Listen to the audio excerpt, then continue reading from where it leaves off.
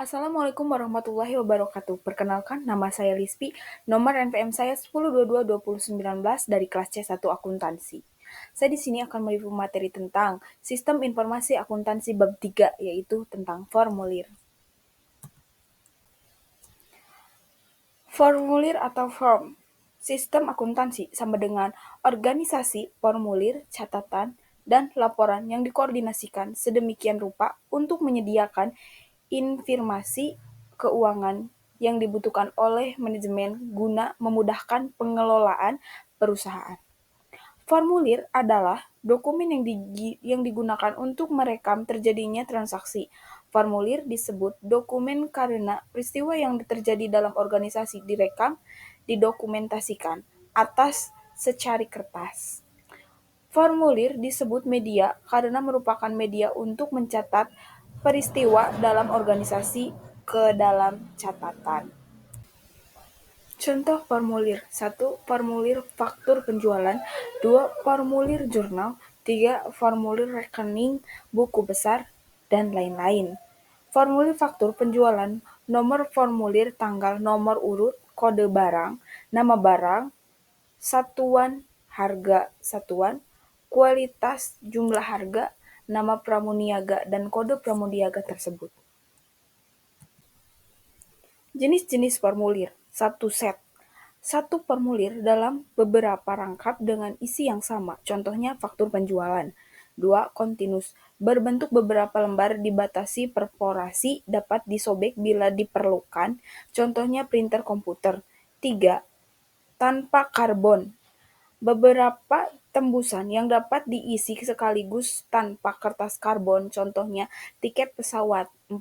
Tinta magnetis. Dapat dibaca oleh alat input untuk diproses oleh komputer. 5. Optical karakter dalam bentuk angka dan huruf yang dapat dibaca alat input otomatis ditransfer ke komputer. Manfaat atau kegunaan formulir.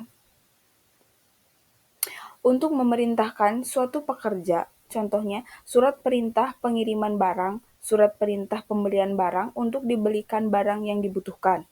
2. Untuk menjaga aktiva dan utang perusahaan, contohnya penggunaan rekening sehingga dapat diketahui saldo masing-masing rekening. 3. Untuk menentukan hasil kegiatan, contohnya pekerjaan, pembuatan distribusi, dan laporan untuk pimpinan. 4. Untuk menyusun rencana kegiatan, penilaian hasil, dan penyusunan rencana. Contohnya, rencana produksi untuk menilai kegiatan produksi dan untuk mengadakan perubahan terhadap rencana.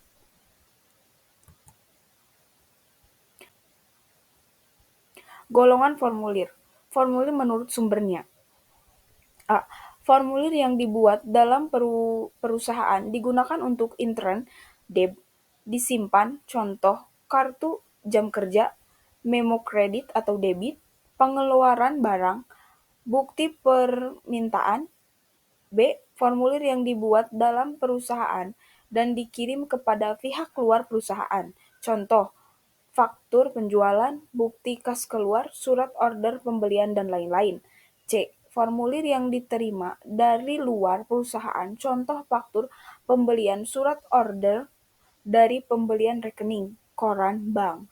Formulir menurut tujuan dan penggunaannya. A.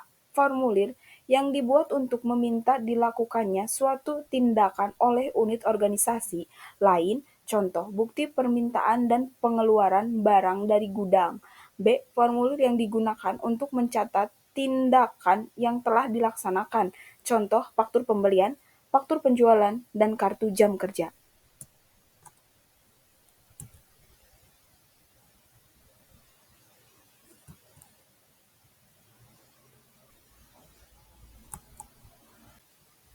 Prinsip dasar dalam merancang formulir. 1.